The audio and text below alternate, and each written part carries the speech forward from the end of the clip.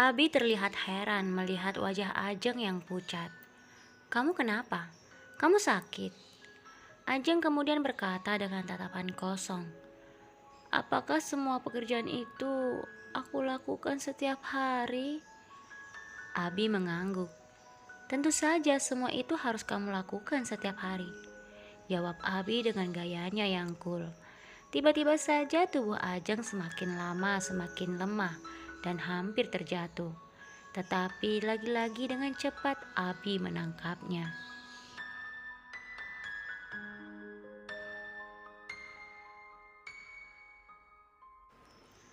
Abi menatap Ajeng yang sedang memejamkan mata. Tetapi Abi tahu saat itu Ajeng sedang berpura-pura pingsan. Lalu Abi melempar tubuh Ajeng ke sofa yang tak jauh darinya. "Jangan membuatku kaget, Ajeng. Berhentilah berpura-pura." Ajeng yang berusaha bangun dari sofa empuk itu berkata sambil memegang lengannya. "Aku tidak berpura-pura, tetapi aku benar-benar hampir pingsan mendengar semua aturan pekerjaan itu. Sangat banyak dan pasti sangat melelahkan."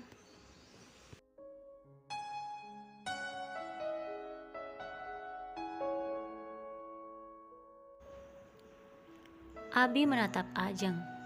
"Jika kamu keberatan tidak menjadi masalah, silahkan tinggalkan rumahku ini dan carilah pekerjaan yang lain di luar sana." Setelah mengatakan hal itu, Abi pun meninggalkan Ajeng yang masih terlihat bengong. Setelah berpikir sejenak, akhirnya Ajeng pun berlari mengejar Abi yang saat itu hendak membuka pintu kamarnya. "Iya, iya, aku terima. Aku terima semua aturan itu."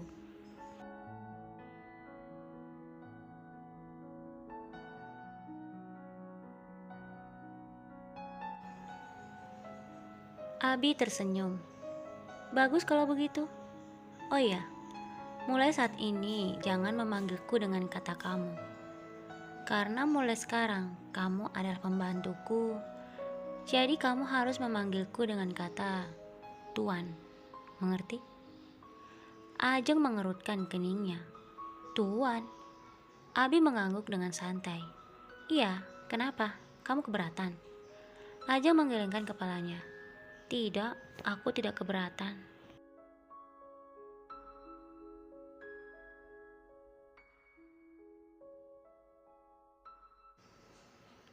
Lagi-lagi Abi tersenyum. "Bagus, anak yang pintar." Setelah itu Abi masuk ke dalam kamarnya, sementara Ajeng berdiri terdiam di depan pintu kamar Abi. Tidak lama kemudian Ajeng mengetuk pintu kamar Abi. "Ada apa lagi?" tanya Abi pada Ajeng. "Lalu aku harus tidur di mana?" kata Ajeng. Abi menggaruk keningnya. "Tidurlah dimanapun kamu suka." Setelah itu Abi menutup kembali pintu kamarnya.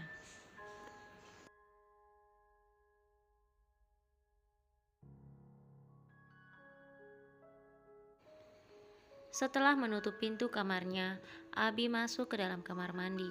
Dia mandi sambil terus tersenyum dan menggelengkan kepalanya, mengingat tingkah aneh pembantu barunya itu.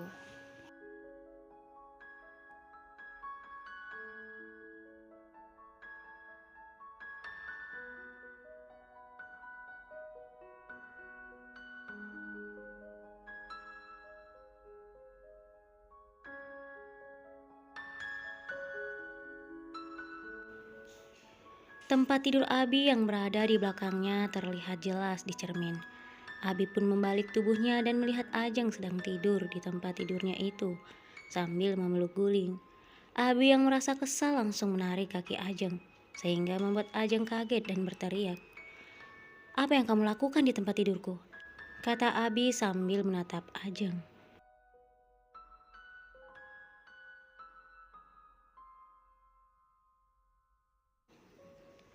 Dengan santai Ajeng berkata, "Apakah kamu tidak bisa melihat aku sedang tidur? Lalu kenapa kamu membangunkan aku dengan cara seperti itu?" Abi mengerutkan keningnya dan menatap Ajeng dengan tajam. "Lalu siapa yang menyuruhmu tidur di sini? Ini adalah kamarku, dan ini tempat tidurku." Ajeng masih dengan santai menjawab, "Bukankah kamu yang bilang aku boleh tidur dimanapun aku inginkan?"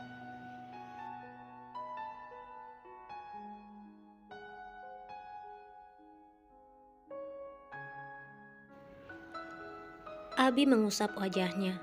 Aku bilang kamu boleh tidur dimanapun yang kamu inginkan. Bukan berarti kamu boleh tidur di kamarku.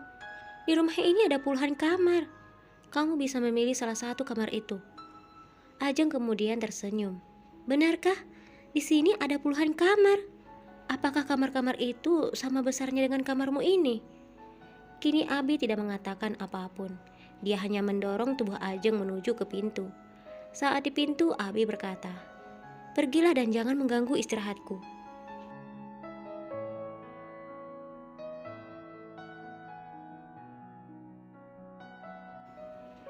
Setelah Ajeng keliling melihat kamar-kamar yang ada di dalam rumah Abi itu, akhirnya Ajeng memilih kamar yang tak jauh dari kamar Abi. Saat Ajeng masuk ke dalam kamar itu, Ajeng pun mengatakan hal yang sama ketika melihat kamar Abi. Wah, kamar ini juga sangat besar dan luas. Senangnya bisa tinggal di rumah sebesar ini dan tidur di kamar sebagus ini. Ini sih seperti istana yang ada di dalam dongeng itu.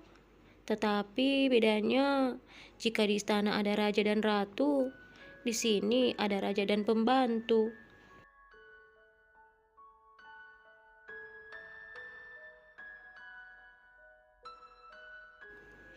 Keesokan paginya ketika Abi bangun, Abi yang sudah sangat rapi bersiap-siap pergi ke kantor, berjalan menuju ke dapur.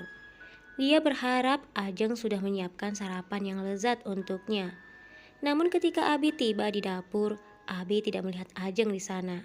Bahkan saat Abi membuka tudung nasi, Abi pun tidak melihat ada apapun di dalam tudung nasi itu.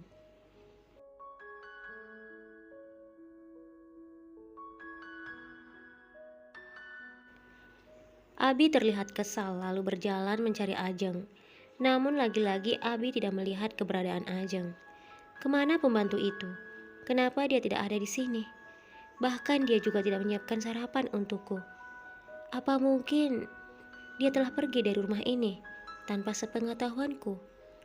Atau mungkin dia belum bangun? Abi kemudian berlari mencari di hampir semua kamar. Setelah Abi membuka kamar yang tak jauh dari kamarnya, dugaan Abi benar.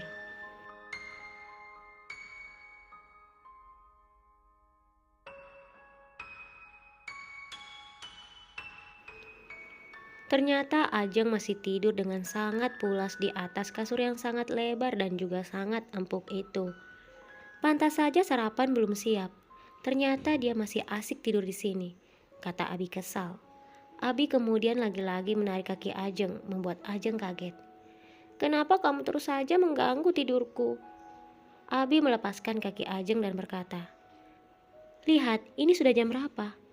Kenapa kamu belum bangun? Sudah saatnya aku sarapan, tetapi kamu belum memasak apapun untukku. Pembantu macam apa kamu ini?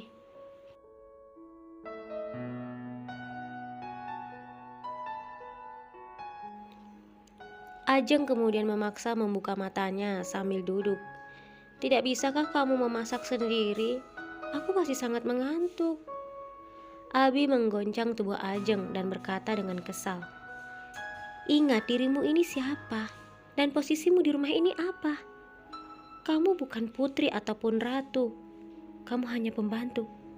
Jadi cepat bangun siapkan sarapan untukku.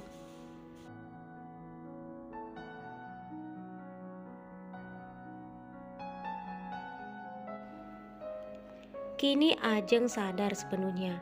Dia kemudian dengan cepat berdiri dan meminta maaf kepada Abi. Ya Tuhan, tolong maafkan aku. Aku benar-benar lupa. Tunggulah sebentar saja ya. Aku akan menyiapkan sarapan untukmu. Setelah itu Ajeng berlari keluar menuju ke dapur. Dia membuka kulkas dan dia bingung harus memasak apa untuk sarapan Abi saat itu. Ini adalah hari pertama dia bekerja di rumah itu. Tetapi semuanya kacau karena dia tidak bangun dengan tepat waktu.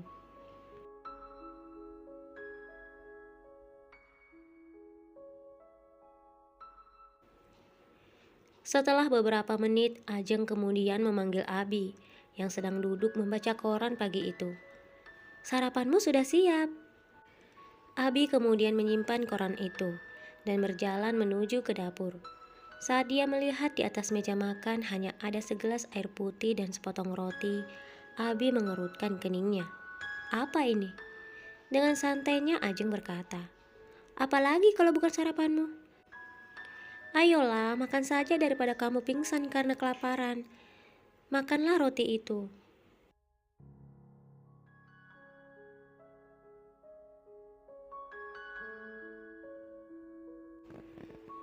Abi adalah tipe orang yang sangat jarang makan di luar.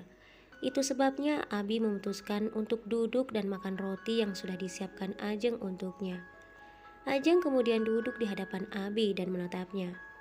Apa yang kamu lihat? Ajeng tersenyum. Sedang menatapmu.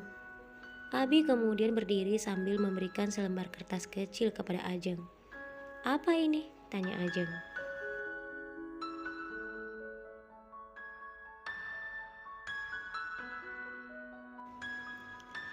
Abi berkata, ini adalah jadwal dan semua pekerjaan yang harus kamu kerjakan setiap hari.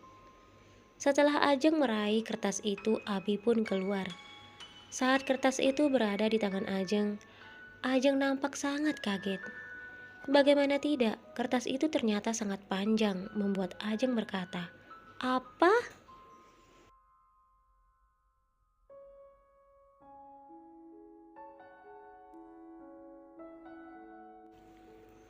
Ajeng kemudian berlari keluar mengejar Abi yang saat itu baru saja masuk ke dalam mobilnya.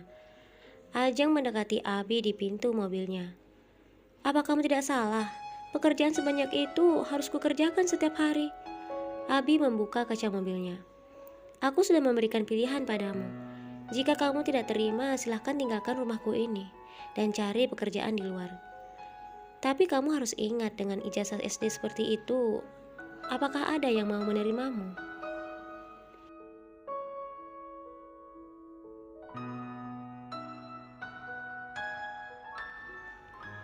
Ajeng terdiam, lalu Abi kembali berkata, cepat buka pintu pagar, aku sudah terlambat. Sebelum Abi menutup kaca mobilnya, Abi kembali berkata, oh ya, satu hal lagi. Panggil aku Tuan, karena aku bukan temanmu, mengerti? Ajeng tak berkata apapun sambil berjalan membuka pintu pagar untuk Abi. Melihat hal itu, Abi hanya tersenyum di dalam mobilnya.